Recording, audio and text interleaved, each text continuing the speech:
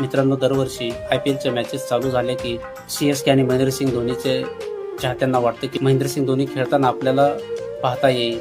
पण या सीझनमध्ये तर तो अजूनही एकाही मॅचला खेळला नाही. मॅचच्या अगोदर फक्त प्रॅक्टिस करताना तो दिसतो, पण ज्यावेळी टॉस होतो आणि टॉस झाल्यानंतर प्लेइंग 11 मध्ये त्याचं नाव दिसत नाही, त्यावेळी हजारो प्रेक्षक हे नाराज होतात.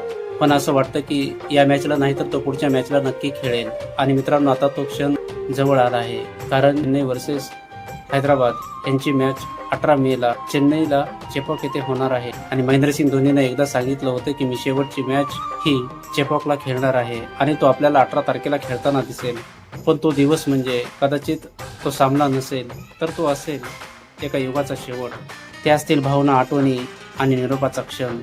आणि त्या दिवशी महेंद्रसिंग धोनी जेव्हा मैदानावर खेळायला उतरेल, तेव्हा हजारो प्रेक्षक आनंदी होतील आणि दुःखी होतील, कारण ती मॅच ही महेंद्रसिंग धोनीसाठी शेवटची असेल. महेंद्रसिंग धोनी कधीही रिटायर होऊ शकतो, पण हजारो प्रेक्षकाच्या मनातून तो कधीच जाणार नाही.